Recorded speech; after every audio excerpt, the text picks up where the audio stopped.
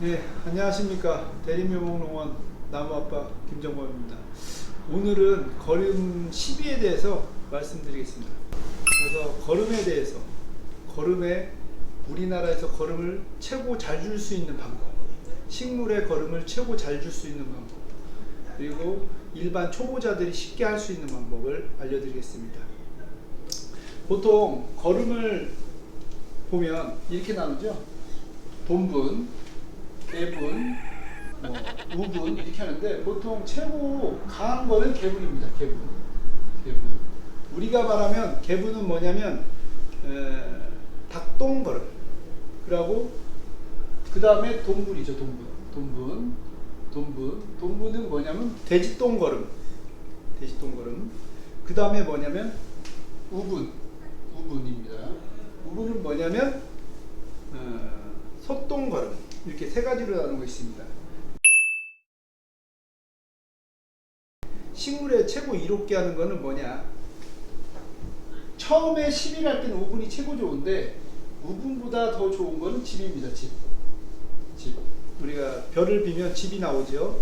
집이 나오는데 왜 그러냐면 집은 토착미생물이 많이 들어 있습니다. 토착미생물이 뭐냐면 집에 있는 바실러스균이 좋습니다. 그래서 바실러스균이 토착미생물인데 우리가 청국장이나 메주 뭐 이런 거 띄울 때 보면 집을 위에다 올려놔서 발효를 시킵니다. 우리가 보통 보면 EM이라고 해서 뭐 농업기술센터에서 이런 데서 주는 미생물들이 있죠. 그거는 우리나라 토착미생물이 아니기 때문에 아무래도 땅에 살포가 된다면 그 미생물들이 죽는 게 많이 나오겠죠. 근데 토착미생물은 우리나라에서 뭐 100년, 200년, 300년씩 살아온 미생물이기 때문에 땅에 떨어지는 동시에 활착이 잘 됩니다. 잘 삽니다. 그래서 우리가 봤을 때 집이 왜 좋냐?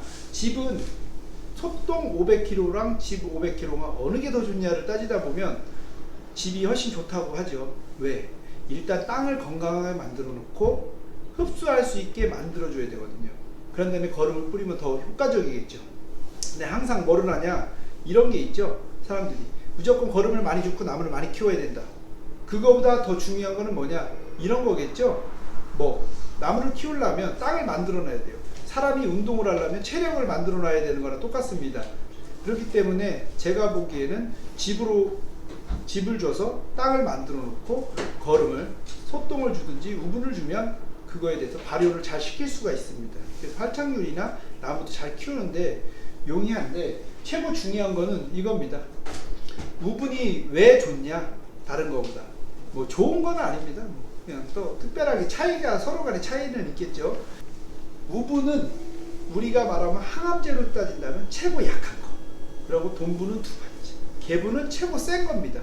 사람이 항암병이 걸려서 항암 치료를 한다 칩니다. 만약에 암이 걸렸다. 그럼 처음부터 강한 걸 쓰는 것보다 처음부터 약한 것부터 점점 올라가겠죠. 왜? 처음부터 강한 걸 쓰면 나중에 문제가 더 이상 쓸 수 있는 약재가 안 나오죠. 그래서 처음에 요만큼을 쓰고 약한 걸로 요 정도 쓰고 그 다음에 요만큼 쓰고 그 다음에 이만큼 쓰고 이런 식으로 나가야 되겠죠. 단계별로. 그래서 거름도 처음에 우분이 뭐냐? 소가 먹고 즙을 먹고 소화시켜서 밑으로 나온 게 우분인데 중요한 거는 소는 쉽게 말해서 우분의 바실러스균은 쉽게 말해서 미생물이기 때문에 발효제입니다. 야구르트처럼 소는 맨날 야구르트를 먹고 삽니다. 그렇기 때문에 가스가 덜 차겠죠. 그래서 땅에 떨어지면 아무래도 발효가 완전은 100%는 안 됐지만 어느 정도 된 발효된 우분으로 해서 같이 나오겠죠. 바실러스균이든 뭐든. 그렇게 하면 땅에 토착미래 생물하고 협력이 됐을 때 분해시킬 수 있는 능력이 훨씬 좋아지겠죠. 그래서 우분을 먼저 뿌리는 거고 두 번째 우분으로 뭐 1, 2년, 2, 3년을 해서 땅을 만들었습니다. 그래서 아니면 집을 먼저 깔아갖고 만들었습니다. 그런 다음에 개분이나 우분을 주면 중요한 거는 그 다음에 돈분 주고 그 다음에 개분을 주고 이렇게 하는 게 왜 이렇게 하냐면 단계별로 주라는 겁니다. 단계별로 줘서 식물이 처음부터 너무 강하지 않은 성분이 들어가야지 중요한 거는 웃자람 현상이 좀 떨어집니다.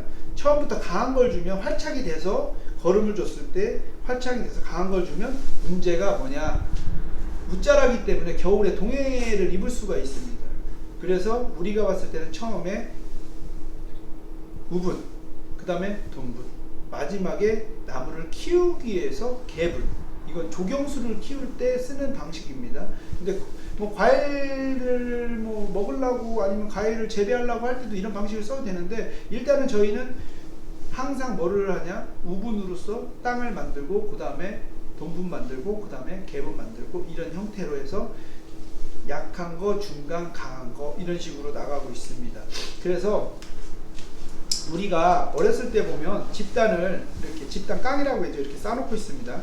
그걸 딱 이렇게 펼쳐봅니다. 펼쳐보면 뭐가 많이 들어있냐, 뭐가 많이 들어있냐 보면 땅강아지, 지렁이, 뭐 미생물들 이런 게 많죠. 근데 문제가 그만큼 땅을 이롭게 하는 겁니다. 땅강아지가 많다는 건 땅이 좋고 두더지가 많다는 건 땅이 좋은 겁니다. 그래서 집단을 깔아주고 그 위에다 거름을 살짝 올려주면 2배, 3배의 효과를 볼 수 있는 이런 시비법이 됩니다. 그래서 가을에 축이 나오죠. 그리고 더 중요한 거는 여기서 뭐냐면 거름을 뿌릴 때 이게 있습니다. 우리가 보통 식물들한테 거름을 주는데 최고 중요한 게 뭐냐, 여기서 한 가지가 있죠. 식물들이나 사람들은 그 바이러스를 잡을 때 뭘로 잡냐면 같은 바이러스로 잡습니다. 그래서 우리가 보통 낙엽이 지기 전에 거름을 뿌려서 그 낙엽이 떨어져요. 떨어져서 그 거름하고 발효가 돼서 식물이 다시 빨아먹습니다. 그러면 그 병에 대한 면역력이 좀 어느 정도 생겨납니다. 그래서 우리가 보통 독감이 걸리면 독감 바이러스 뭘로 잡냐, 독감 바이러스 잡습니다. 식물도 똑같습니다. 미생물뿐만 아니라 전체적으로 내가 몸이 안 좋아졌을 때 변이나 이런 거를 보죠. 사람이 건강하려면 자기 똥을 먹고 살아야 된다라는 말이 있어요. 그게 뭐냐면 자기 똥을 이렇게 먹는 게 아니라 변으로 싼 거를 식물들이나 과일로 해서 발효가 돼서 과일들이나 나무들이 빨아들여서 사람 입으로 다시 들어가면 사람의 면역 체계가 더 형성이 됩니다. 그래서 나무들도 마찬가지로 가을에 추비를 뿌린 다음에 그 잎이 떨어지고 그걸 발효돼 갖고 식물들이 빨아들인 다음에 열매를 결실을 하면 그런 식으로 해갖고 면역성이 생기니까 식물들이 훨씬 좋습니다. 그렇게 하면 병이 들고있죠. 그래서 항상 그런 거를 주의 있게 보셔야 될 거고, 그리고 거름은 되도록이면 10월 안쪽에 주는 게 나무한테는 최고 좋습니다. 왜? 보통 나무 거름을 주면 봄에 주거든요. 봄에. 왜 봄에 주냐? 이제 커야 되니까. 근데 그 전에 10월 안쪽에 주든지 10월쯤에 주어갖고 그게 바로 식혀갖고 식물이 빨아먹을 수 있게, 봄에 빨아먹을 수 있게 준비를 해주면 바로 봄부터 식물의 영양분으로 가서 빨아먹을 수 있게 성분이 흡수가 되는데 3월달이나 4월달에 뿌리면 그게 발효시켜서 나무가 빨아먹으려면 그때 6월달, 7월달에 거의 나무가 닿고 그 다음부터 7월순이 큽니다. 그럼 성장이 떨어질 거 아니에요? 내가 진짜 클 수 있을 때 거름을 먹어야지 좋은데 뒤늦게 먹으면 안 좋으니까 제가 봤을 때는 언제 주는 게 최고 좋냐, 10월 나뭇잎 떨어지기 직전에 주는 게 최고 좋습니다.